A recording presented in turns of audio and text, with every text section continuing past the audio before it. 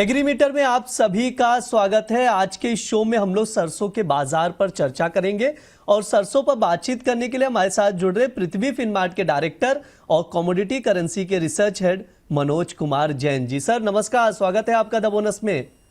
नमस्कार ब्रज जी, आपको और सारे व्यूवर्स को गुरु पूर्णिमा की बहुत बहुत शुभकामनाएं। जी सर नमस्कार, स्वागत है। बातचीत शुरू करते हैं सर। सरसों के बाजार पर आज हम लोग चर्चा करेंगे। इस साल अगर देखा जाए तो सरसों का रिकॉर्ड उत्पादन रहा है। सर बाजार में फिलहाल सरसों की सप्लाई कैसी है? सर कैसे देख रहे हैं सप्लाई को आप? जहां तक सरसों का सवाल है, हम देख रहे हैं कि ओवरऑल ऑयल सीड्स की जो अगर हम देखें तो सप्लाई यहाँ पे बेहतर बनी हुई है, लेकिन डिमांड भी बेहतर है। और उसके चलते ही हमने देखा कि न सिर्फ इंटरनेशनल मार्केट में बल्कि भारतीय बाजारों में भी कीमतों में एक अच्छी बढ़त जो है यहाँ पे देखने को मिली है। तो गत वर्ष के तुलना में यहाँ पे ओवरऑल जो अवेलेबिलिटी है सरसों की वो बेहतर है। पिछले साल जहां इस समय लगभग 60 लाख मेट्रिक टन के आसपास अवेलेबिलिटी थी, वो लगभग अभी यहाँ पे जो बाजार के जो सूत्र है उसके अनुसार लगभग 65 लाख मेट्रिक टन के आसपास है। तो ओवरऑल अवेलेबिलिटी यहाँ पे बेहतर है क्योंकि गत वर्ष वहां पे उत्पादन बेहतर रहा था। ठीक है, ये सर की राय है। अगले सवाल की ओर बढ़ते हैं सर। बाजार में सरसों के स्टॉक बैलेंस की क्या स्थिति है वो बताइए, और साथ ही ये भी बताइए किसानों कारोबारियों के पास कितना स्टॉक है। देखिए, यहाँ पे अवेलेबिलिटी जो है वो बेहतर है और किसानों के पास बड़ी मात्रा में अभी भी होल्डिंग है, क्योंकि हमने देखा कि पूरे वर्ष जो भाव है वो सपोर्ट प्राइस के ऊपर चले हैं और वहां पे उत्तरोत्तर जो है कीमतों में बढ़त ही देखने को मिली है। तो किसानों के पास अनुमान के मुताबिक अभी भी लगभग 50 लाख मेट्रिक टन से ज्यादा का स्टॉक जो है वो होल्ड करके चल रहे हैं। प्रोसेसर्स और स्टॉकिस्ट की अगर बात करें तो वहां पे लगभग 13 से 14 लाख मेट्रिक टन का स्टॉक है।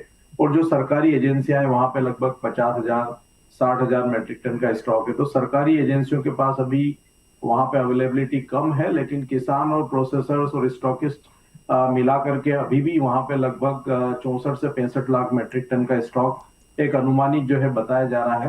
तो ओवरऑल अभी यहाँ पे नए सीजन की शुरुआत होने के पहले ये एक सफिशिएंट हम कह सकते हैं कि स्टॉक अभी भी यहाँ पे अवेलेबल है। ब्रिज, ठीक है, स्टॉक को लेकर ये सर की राय है। सर ये भी बताइए कि मिलर्स की ओर से सरसों की डिमांड कैसी नजर आ रही है?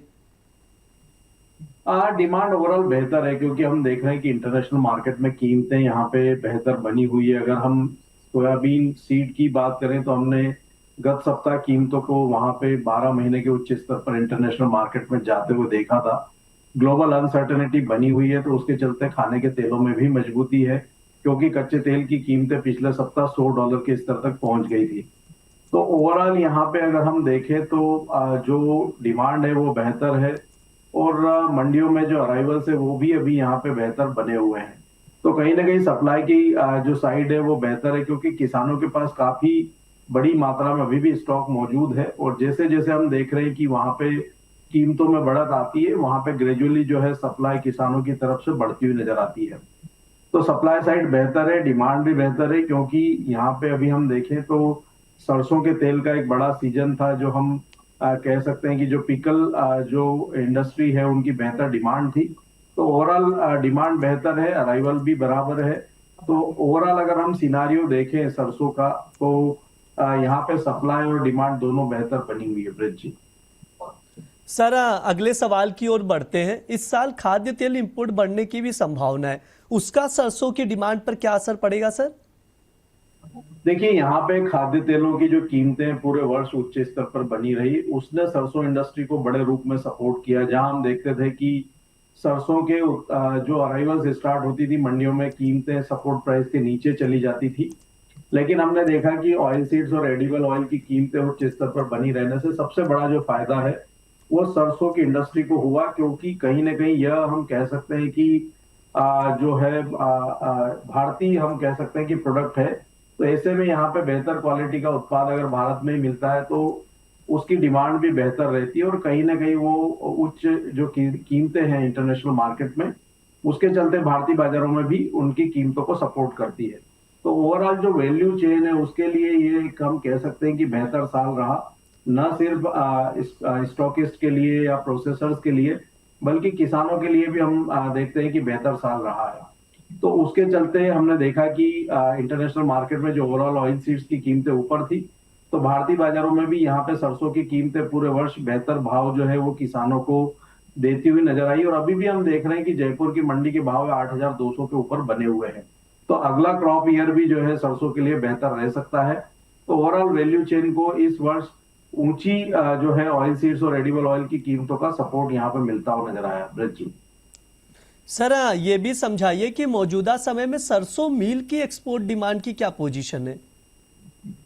देखिए मील की डिमांड अभी तक यहाँ पे बेहतर थी, लेकिन हमने देखा कि जब वहां पे जो यूएस और ईरान के बीच में तनाव बढ़ता हुआ नजर आया था फरवरी ऑनवर्ड्स, तो उसके बाद हमने देखा कि जो लॉजिस्टिक्स की जो इशू है वो बड़े रूप में उभरती हुई नजर आई थी, जहां पे फ्रेट और इंश्योरेंस की कॉस्ट जो है वो बढ़ती हुई नजर आई है।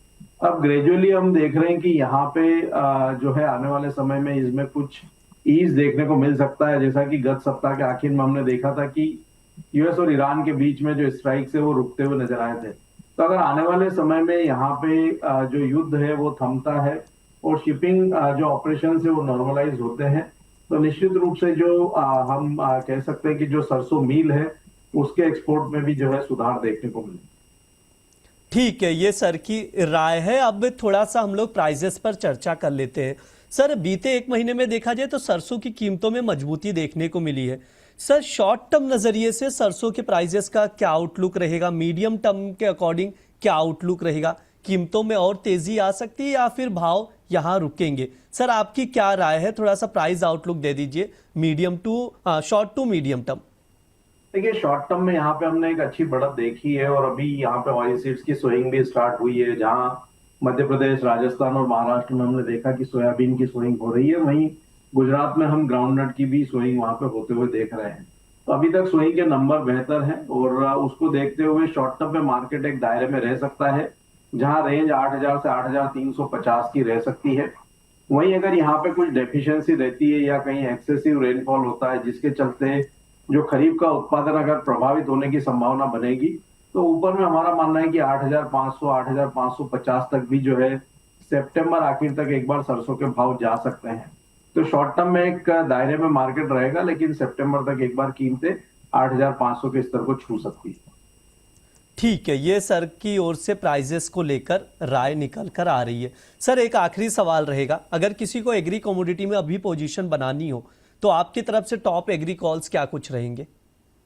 देखिए यहाँ पे ग्वार सीड में हमने एक हेल्दी करेक्शन देखा ऊपरी स्तरों से, और अब ये कमोडिटी अपने सपोर्ट्स लेवल के करीब ट्रेड कर रही है। कल हमने एक ब्रेकडाउन जरूर देखा था 5,900 के नीचे का, लेकिन वहां से शार्प रिकवरी भी बनती हुई नजर आई। तो मेरा मानना है कि ग्वार सीड एक सपोर्ट लेवल पर है, इसमें बाइंग इनिशिएट की जा सकती है अगस्त वायदा में 5,870 के अराउंड। स्टॉप लॉस 5,770 का लगाना है, और 2 से 3 दिन के लिए लक्ष्य रखना है 6,050 तक का।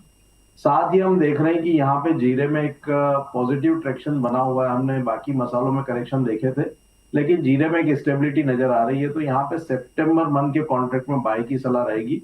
21,000 के स्तर अगर सितंबर जीरा वायदा मिलता है तो वहां पे बाय करना चाहिए। 20,740 का स्टॉप लॉस और लक्ष्य 21,500 तक के रखे जा सकते। ठीक है, ये सर की राय है, तो उसके अकॉर्डिंग आप लोग देख सकते हैं। ट्रेडिंग कॉल में दोहरा दे रहा हूं, जीरा में सितंबर वायदे में खरीदारी की सलाह दी जा रही। 21,000 पर आप खरीद कर चल सकते हैं। 21,500 तक के टारगेट के लिए 20,740 का स्टॉप लॉस लगाएं।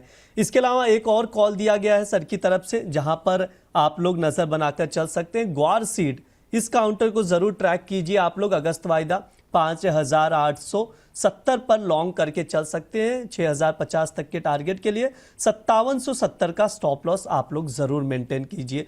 बार बार मैं रिपीट करता हूं, सर भी कहते हैं कि जब भी आप किसी कमोडिटी में पोजीशन बनाए तो स्टॉप लॉस जरूर मेंटेन कीजिए। सर बहुत बहुत शुक्रिया समय देने के लिए। सर एक बार डिस्क्लेमर दे दीजिए प्लीज। जो भी डिस्कशन हमने अलग अलग एग्री कमोडिटीज पे किया है प्रज्यूस, में मेरी कोई व्यक्तिगत पोजीशन नहीं है, लेकिन रिकमेंडेशन के चलते इनमें हमारे क्लाइंट्स की पोजीशन हो सकती है। क्लाइंट को यही सलाह रहेगी, मार्केट काफी वोलेटाइल है, तो कोई भी ट्रेड अगर वो बना रहे हैं तो विदाउट स्टॉप लॉस ना बना, स्टॉप लॉस का पालन जरूर करें। जी सर, बहुत बहुत शुक्रिया सर आज की चर्चा में जुड़ने के लिए।